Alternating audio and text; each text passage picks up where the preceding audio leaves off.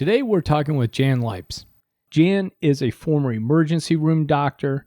He's a husband. He's a father. He's a grandfather. He's a former New Yorker. And he's an artist. Jan also has MS. Jan came to my attention when he wrote an interesting blog called Can an Ill Grandpa Be a Good Grandpa? For my friend Ted Page's blog site, Good Grandpa.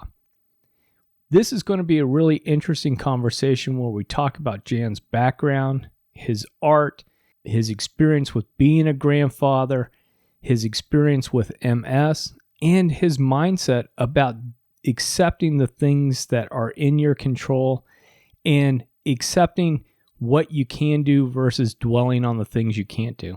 There's a really interesting story about an evening that he had with fireflies that you're going to want to listen into. So be sure to stick around and enjoy this conversation.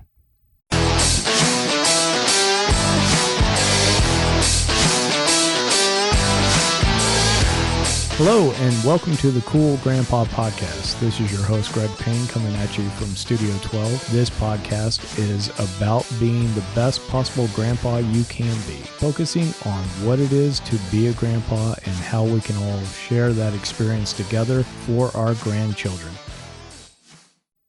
I have teamed up with Dee Dee Moore from More Than Grand. Dee Dee has started this great resource tool for new grandparents as well as parents that are starting to have children. It's a great way using her resources to really map out expectations and boundaries and really be on the same page as you start to go through this new experience of being parents and grandparents. So be sure to check out the affiliate link in the show notes as well as the affiliate link on my website, cool-grandpa.us. Click onto there, and she's giving our listeners 10% off any of the products that she has on her site. So even if you don't order anything, please check out her site. There's tons of blogs and resources. I also want to remind you that my children's book, My Grandpa's Grandpa, is on sale on my website and on Amazon. Until Father's Day, I've got my book marked down 20%. So this is a great opportunity if you haven't purchased this book yet to get in, purchase the book, save a little money, and then also use it to start those multi-generational conversations with the young ones. You're going to enjoy the story, they're going to enjoy the story, and especially they're going to enjoy the illustrations. So be sure to go over to cool-grandpa.us, check out the bookstore, and order your copy today and save a couple of bucks.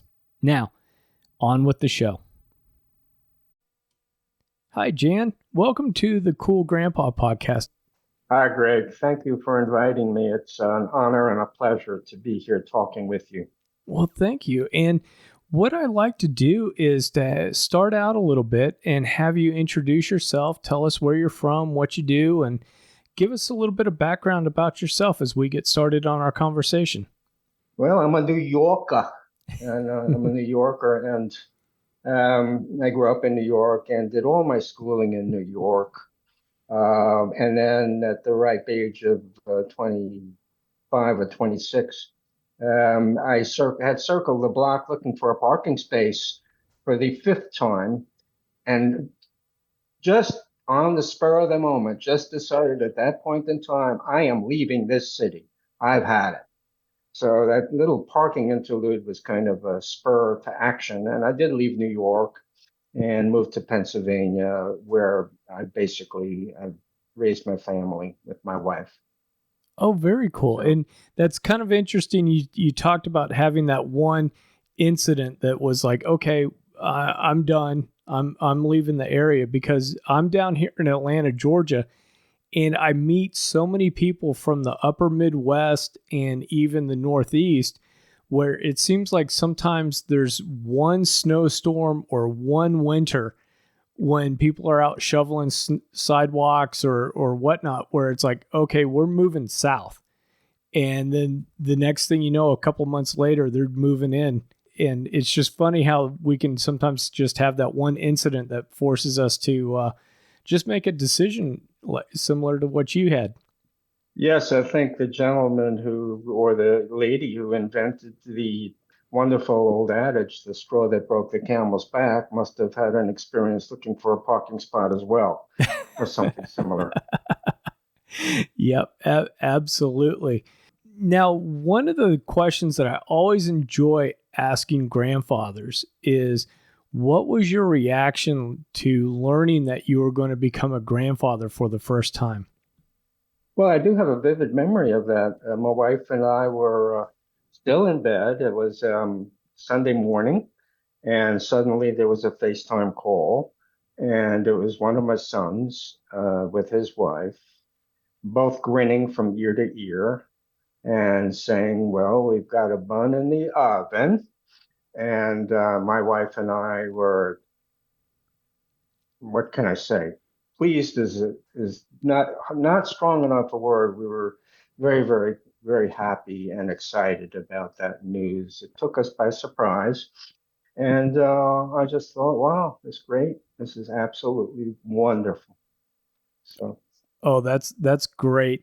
I know everybody has a little bit different reaction and circumstances when they're hearing it. Sometimes I've heard people out on a cruise and then they get surprised by the adult children saying, "Hey, this is the last cruise that we're going to be on for a while," or whatever that is. But it's great that everybody has that memory, and that's one of those that I think get really kind of gets locked in your mind, right? Is that you get some of these firsts and you get some of these things where it's just, okay, I'm going to remember this for a long, long time, exactly what was going on.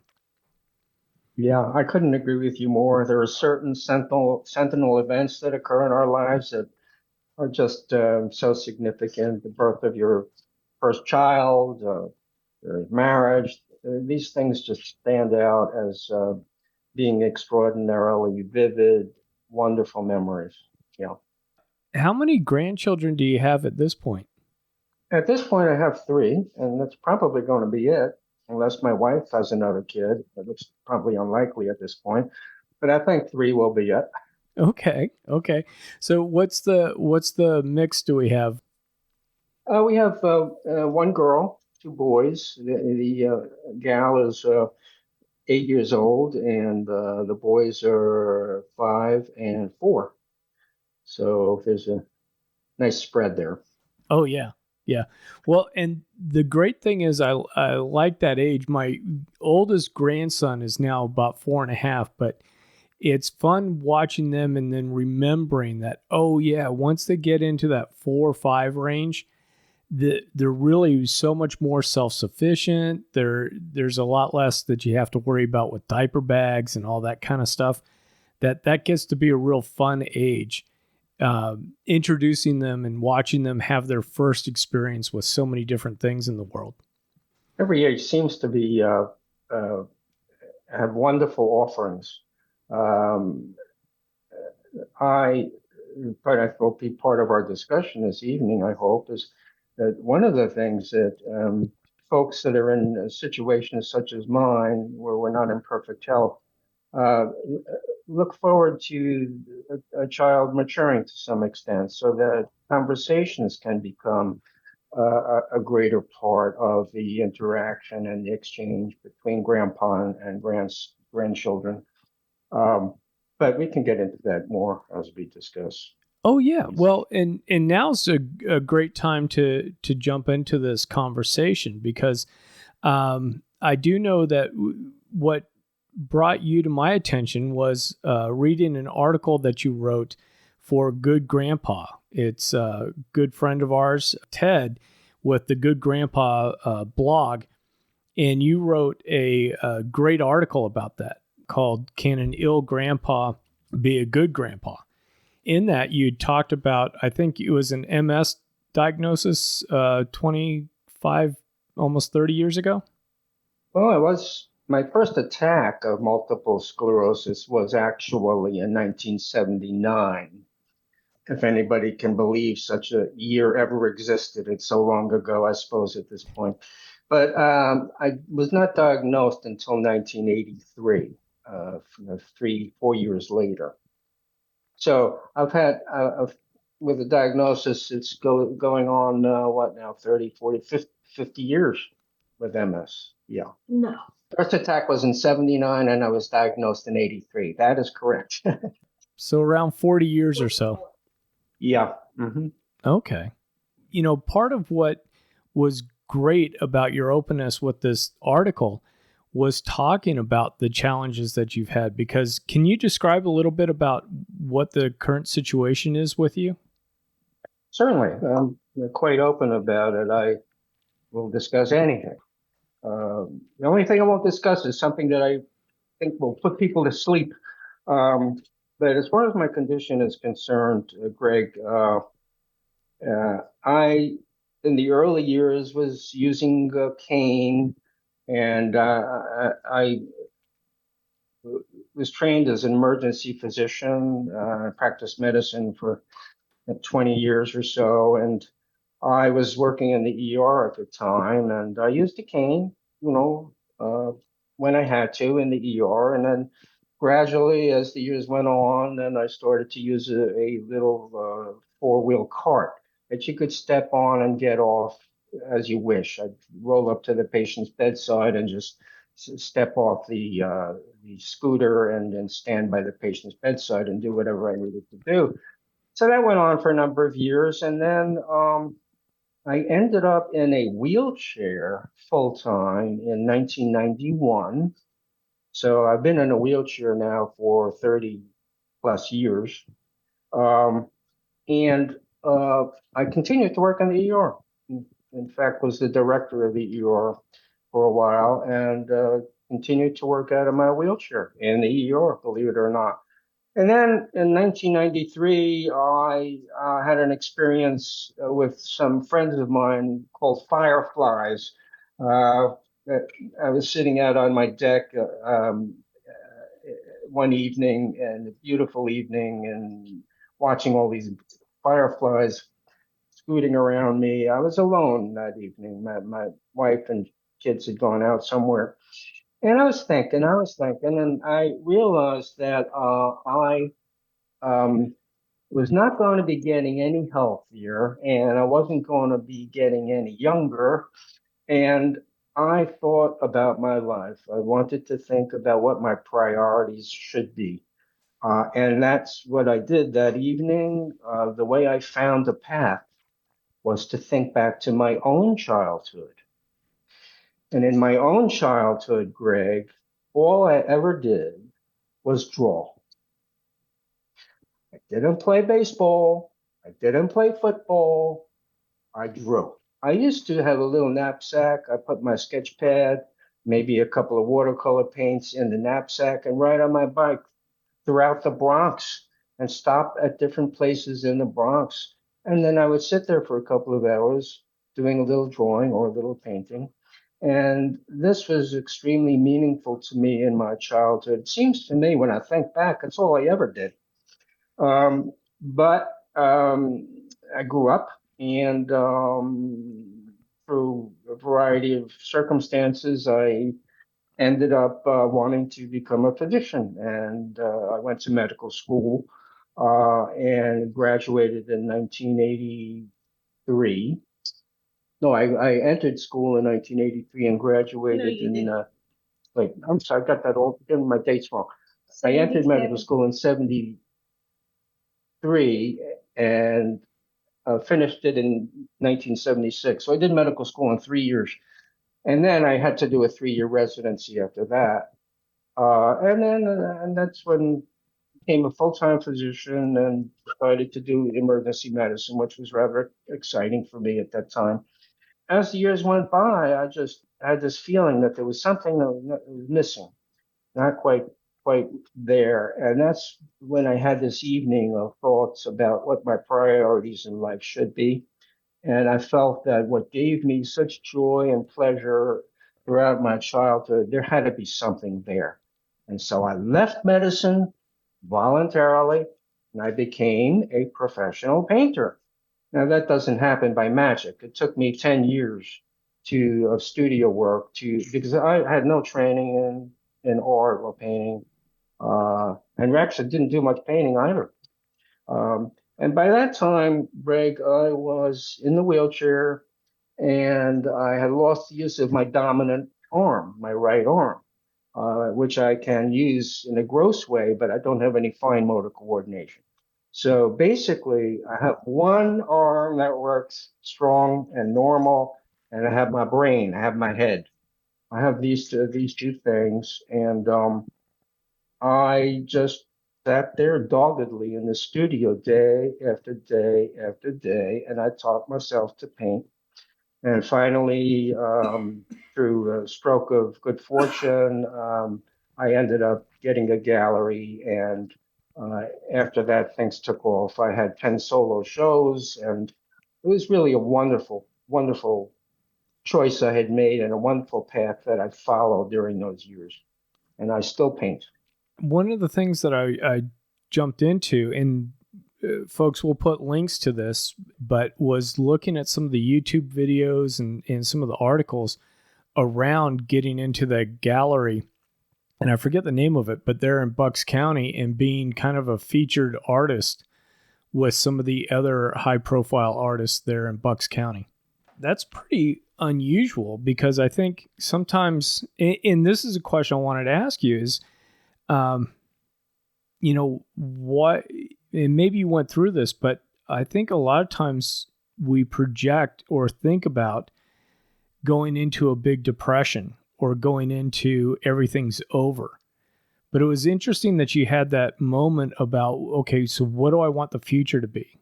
And then pivoting and moving into going back to art and going, okay, I'm leaving medicine behind and I'm moving into this next part of my life. And can you talk about that a little bit about how, because I'm always curious too about a little bit about the mindset, about how we change through different phases, how we work ourselves through different challenges. And it's not to say that everybody's perfect and we move perfectly through these things, but can you talk a little bit about how you are facing some of this decline, but then also finding ways to keep moving forward and finding a new path for yourself? Surely, Greg, I'm glad that you asked that question.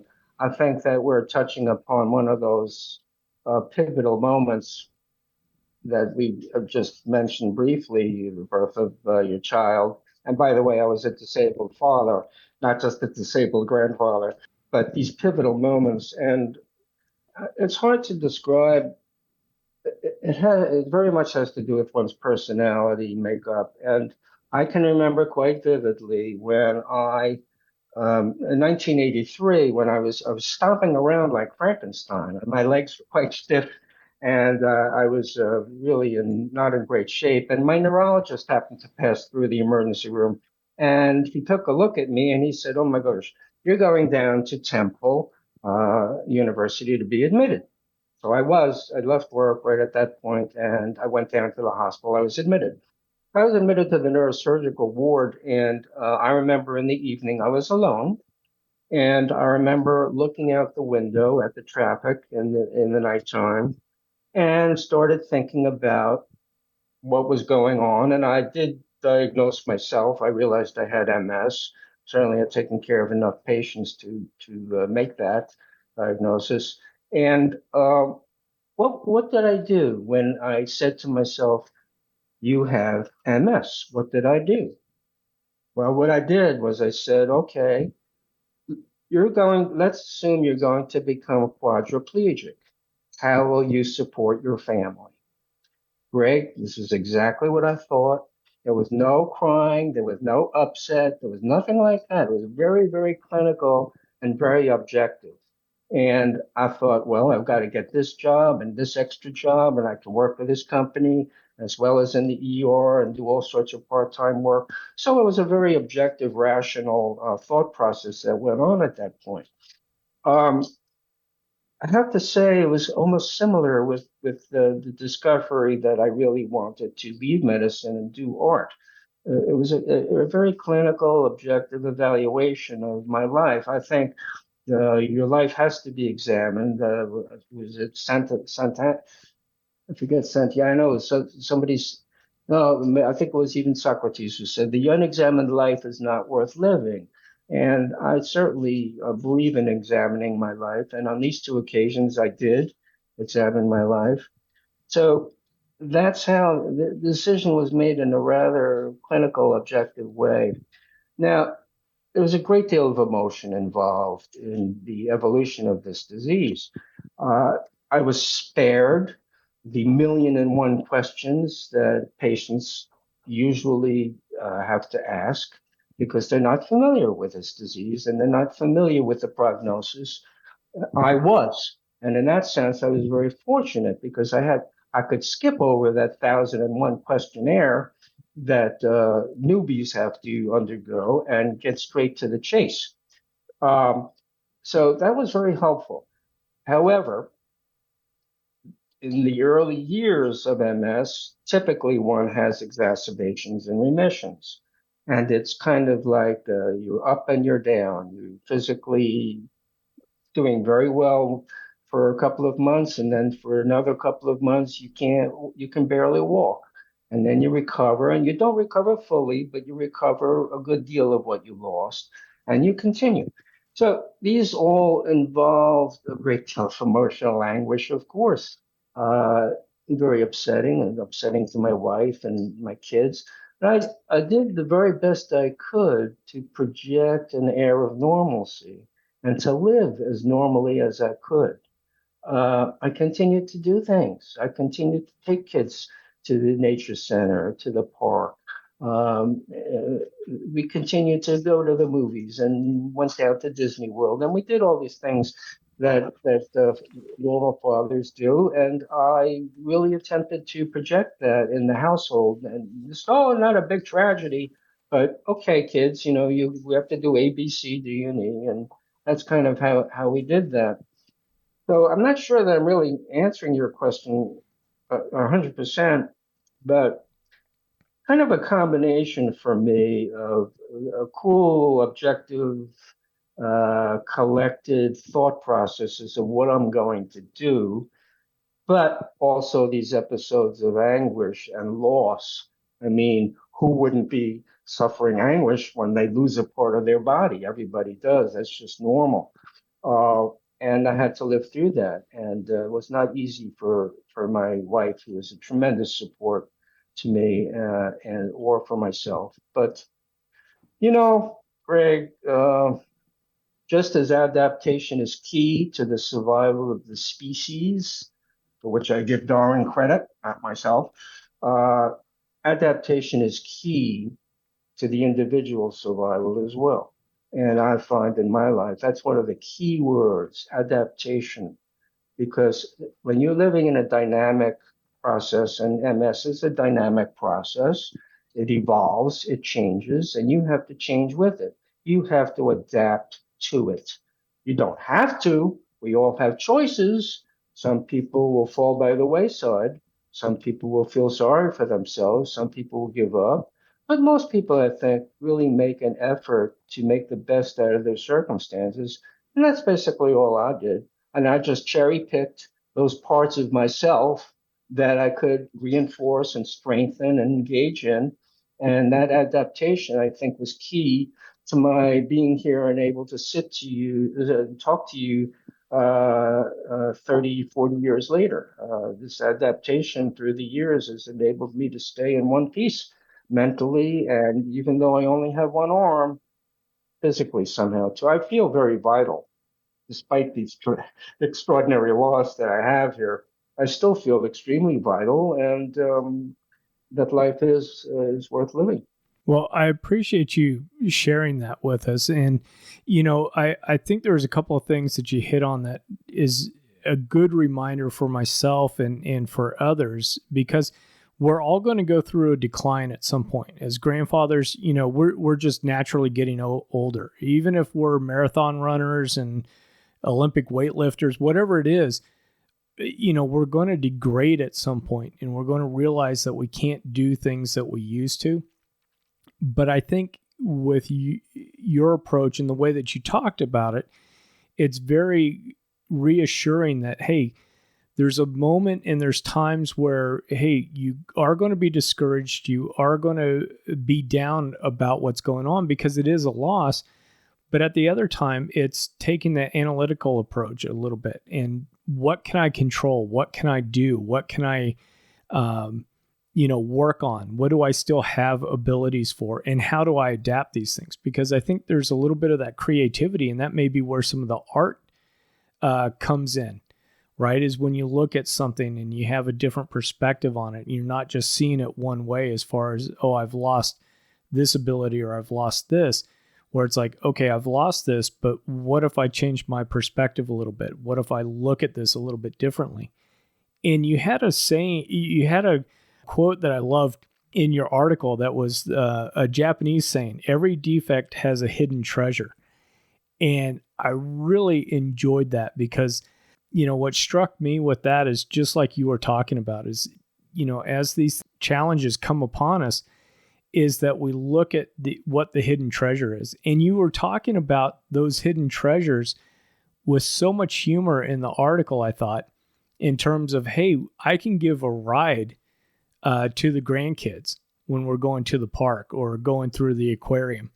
And so I wanted to talk a little bit, or have you talk a little bit, about how you use that mindset and that humor with the grandkids and finding out ways and finding things that you can do together. Well, I think that's a great point, and thanks for asking that question. As far as the first part of what you were saying, yeah, I began to experience old age when I was in my 30s.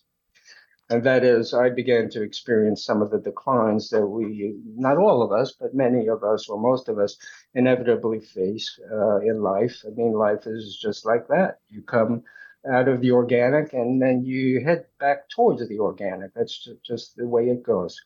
So the um, the humor part of it is critical.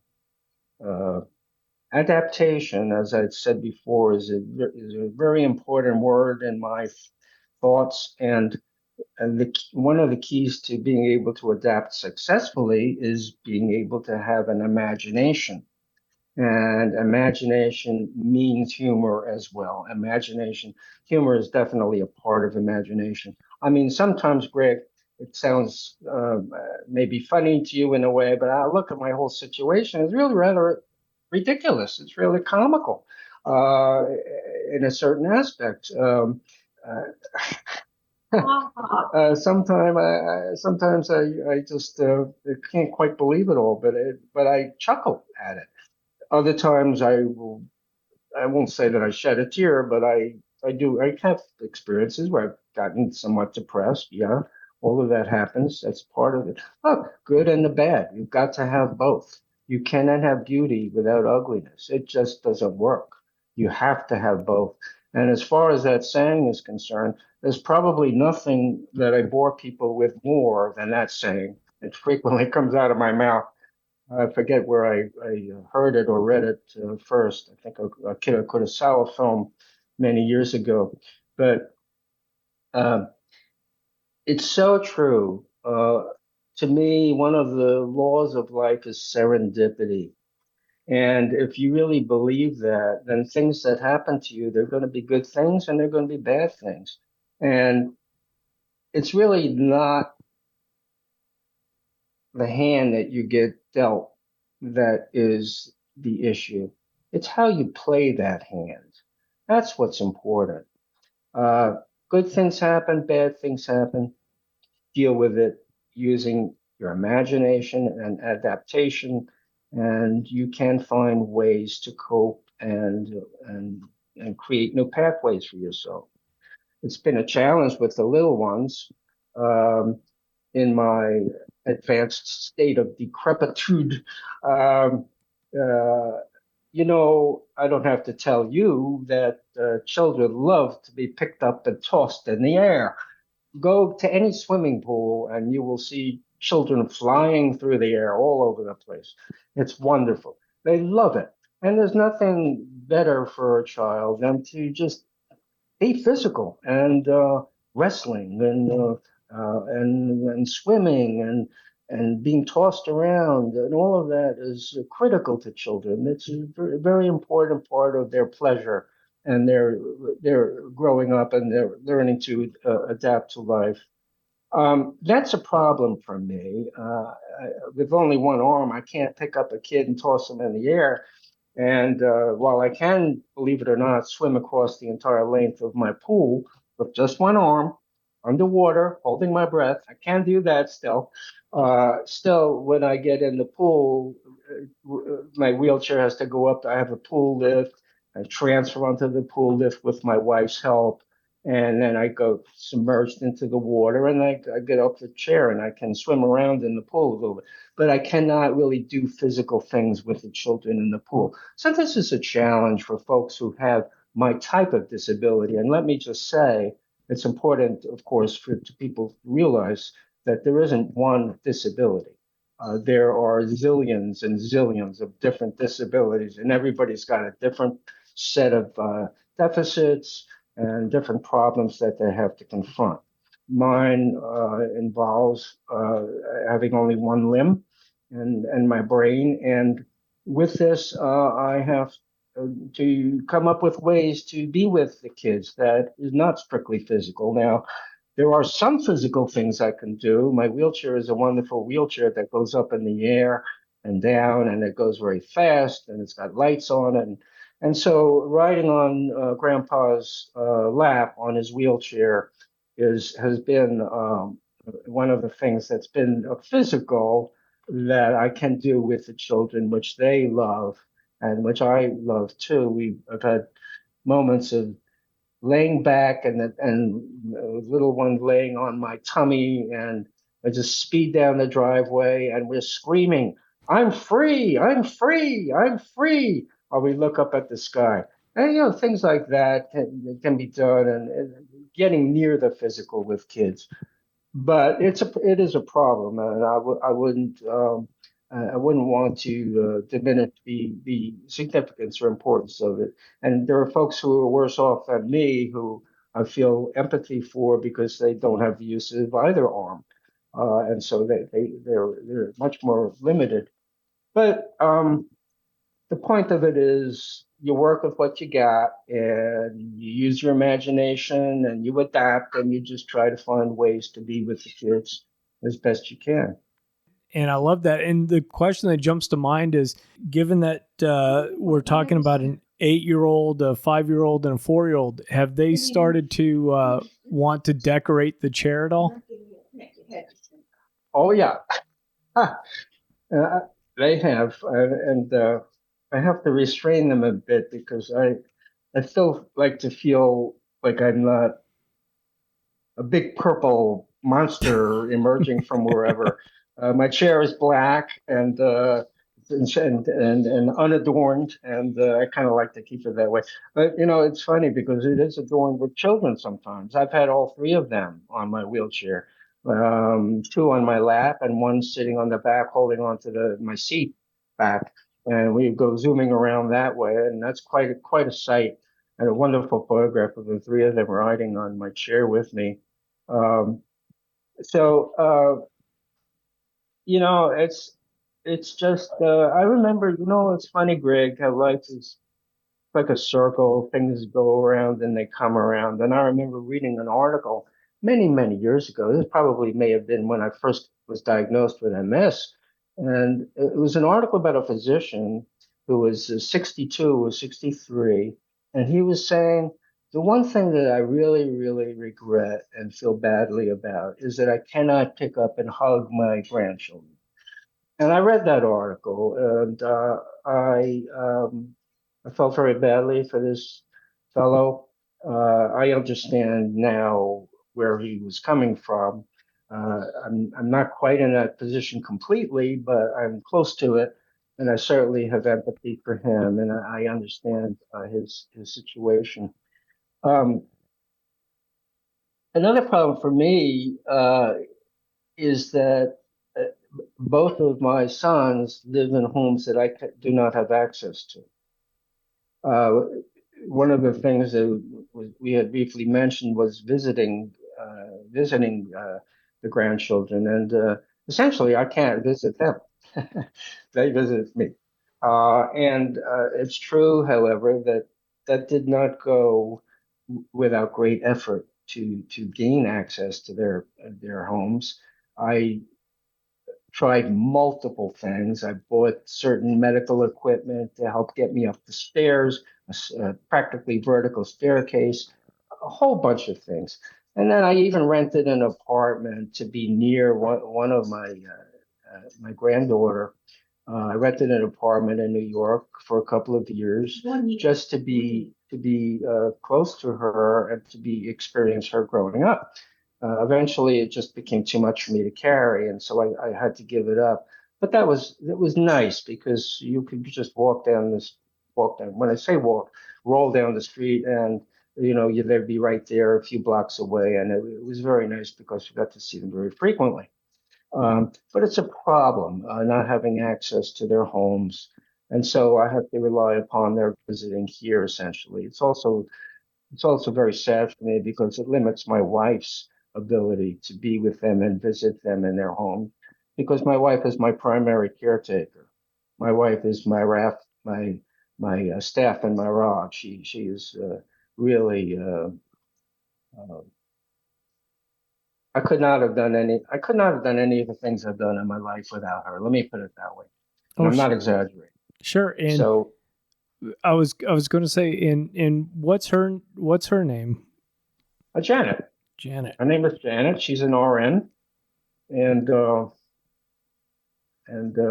we are. We're our happy little hospital, and an RN, an MD, and we've got patients, and here we go. Well, if I'm getting sick, I'm coming over to your all's place. Sure, sure. The bill is in the mail, right? Right, right. Well, and I'm assuming with the issue with the access is that the adult children are living in like older apartments in New York where, you just don't have the elevators and some of those access points. I wish that were the case. It's actually not. This is actually new construction in one of my son's homes. It was a new construction, but this is the place that they were able to afford and that where they wanted to live. And this is their life. I mean, and I can't expect them to constantly think about my needs. They've got family, they've got kids that they're raising, and they have their own imperatives. My other son lives in Washington, D.C., but he also has an apartment that I can't get into. It's just a fact of life for us, and we just have to adapt and try to get as much as we can out of visits when they come here. Oh, sure. So you guys are really long distance grandparents then, even though it's New York and DC from Philly. I mean, those are only a couple of hours apart from each other from a driving Yeah, I perspective. mean, yeah, from a physical point of view, it's not a great distance at all. Going into New York, we've done very frequently. Um, it's an hour and a half, but metaphysically, the distance is great, Right. very great, and that's because of the circumstances I described. So in one sense, they're close, but in the other sense, it's sort of like trying to climb Mount Everest. It just cannot be done. Right. I've tried everything I could think of. Well, how do you guys communicate with the grandchildren having them remote? Do you do a lot of like video chats? Have you, because I do know they're young and like I said, I've got that 4.5-year-old and occasionally I'm good, or if I can get 4 to 5 minutes of him kind of being focused talking to me, I'm doing pretty good. But how are you guys able to keep up that communication in between their visits to your place? Well, I think you pointed out the difficulty very well. The you get on with them, and then after about a minute, there's an airplane over in the corner that they want to get, and they run off to get it, or there's something else happening, and so the attention span is not super great. I also am not wild about video interactions with them. I don't know. It's something. it's if it's the only thing I can have, then that's then it has to be that way. But it's something for me that is not quite fully satisfactory about that. So that when they come here, it's quite different. And uh, um, but yeah, I would say on average, maybe once every couple of weeks, we do a chat, um, and try to stay in touch that way. Yeah. Okay.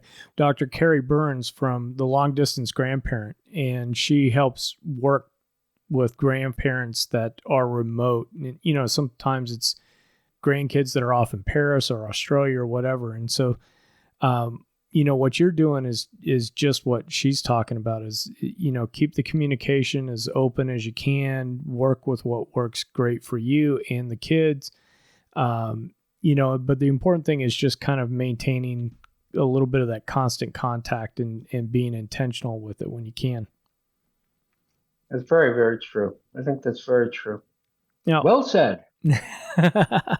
I'll have to tell her I got a gold star on that one. Yes, you did. So I do want to ask you if you had any suggestions for other grandfathers that might be struggling with viewing what they, and they're really just kind of locked in on what they can't do versus what they can do. And I know we hit on that a little bit, but do you have any other thoughts around, that challenge that some of the grandfathers have? That's a very critical question, and everybody has to find their own way. As I said, not all disabled people are exactly alike. Everybody's deficit is different. So we all have to search different pathways to match our own problems. For me, I may have come across the grandpa site that Ted runs by when I was doing research into ways to be with kids when you're limited physically. I may have been searching through the web for just that issue when I came across the grandpa site that Ted runs. And I believe that's how I discovered that site. But I think it's wonderful that we do have the internet now, because it allows us to search out different activities, games, and things that we can do with kids.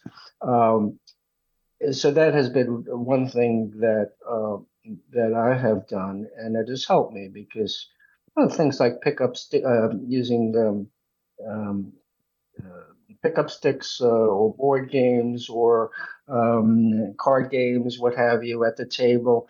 And sometimes just having them sit in your lap. And my granddaughter, when she was younger, was very much into imagination, and she would have a couple of dolls on the table sitting on my lap, and I would have one doll, and she'd have a couple of the others, and then we would have these wild, wild interactions where anything went, anything would go, and it was just kind of a game of imagination, and she led the way and I just played along with her. So this is interesting too, observation. I think observing the kids and seeing what they like and what appeals to them is helpful in terms of knowing what direction to head in.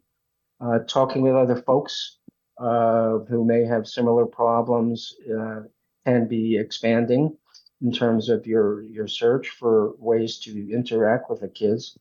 Um, it's just, I think, really, in the end, the work has to be done by looking at yourself and what you can do and want to do, and looking at these kids and and observing what they want and what they like, and trying to achieve some sort of a matchup between the two.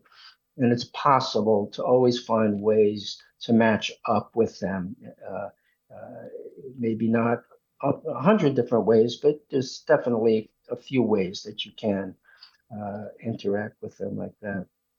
So I don't know that that answers your question adequately, but um, No, it's also an evolving situation, I think. Just, I'm sorry to interrupt. I yeah. just wanted to say we had you mentioned the idea of the kids as they age and they change, and the my hope, anyway, is that as they do mature and get a little older, if I could tear them away from their friends, which may be a big problem, uh, having a conversation on a somewhat more adult level.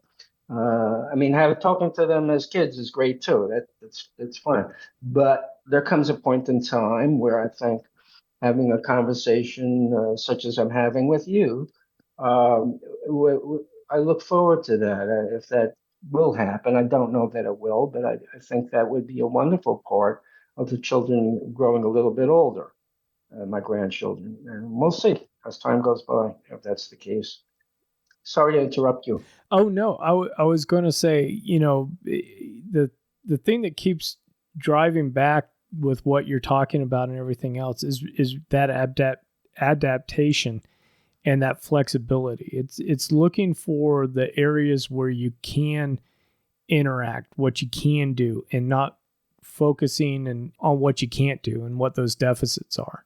And so, just wanted to, it's great because I'm taking this in for myself because I've had a few back surgeries and I know joints and things are starting to go. And so at some point I do know that I'm going to run into limitations. So this is great reminder and a great conversation for me, right? So that I stay focused as things develop and as I get older to, keep looking for what you can do and don't focus on what you lost and what you can't do. So, There's a wonderful little anecdote I can just take a second to relate to you. sure. I believe this is, I read this in essay by Albert Camus, in which he states that in one time in the 19th century in a salon, there was an old dowager who was in the middle of the room, and she was complaining about her rheumatism and how her back hurt and how her fingers were aching and how she couldn't get up in the morning and it was so painful and blah, blah, blah, blah, blah. So a young writer sidled up to this lady and said, Madam, the point is not to dwell on your illness. The point is to learn how to live with it. And I think that really sums up the whole beeswax for me. It's just learning. It's a fact of life, and it's just something you have to live with and adapt to. There's no other alternative if you want to continue to live and enjoy life. Well said. Jan, now I've had you on for a little bit. Is there anything about grandparenting or MS or anything that you would like to bring up that I haven't asked you about? I think some of the great philosophers and writers and artists in the world have come to similar conclusion that the most important concept is love. And demonstrating that as much as you can, and hopefully being a recipient of it, is really where it's at. That's the main thing that I would say to people to bear in mind. If you demonstrate love uh, and make an effort to actively love, then I think you've won half the battle. That's all I would add, I guess. That's fabulous and something that we should all keep in mind. And Jan, I just really do appreciate your time and appreciate you being on the Cool Grandpa podcast. And thank you again for taking time out of your evening to sit down with us and have this wonderful conversation. Well, I've enjoyed it very much, Greg. And once again, I thank you for inviting me. It's been a pleasure speaking with you. I really appreciated Jan being on the show and talking about his experience with being a grandfather. It was great to learn the mindset that he has when it comes to dealing with some of the challenges that he's experiencing with being a grandfather. I know we've all got our own challenges, and we all come to these challenges differently and with a different mindset. But I would encourage you, just like Jan had talked about, to focus in on what you can do versus what you can't do. That's easier said than done, of course, and I get that. but I also think there's a lot of value in reminding yourself of that adage. Be sure to share this conversation. Until next time, remember to stay cool. Thank you for listening to the Cool Grandpa Podcast. If you've enjoyed this episode, please do me a favor and share it with a friend. That's the best way you can help us to expand our community, as well as get the news out about how valuable grandpas are in the lives of those kids. If you'd like to leave me a comment or shoot me a potential topic for this podcast, please go to www.cool-grandpa.us. Look for the comments tab, fill it out, hit submit. It's as easy as that. Until next time, remember to stay cool.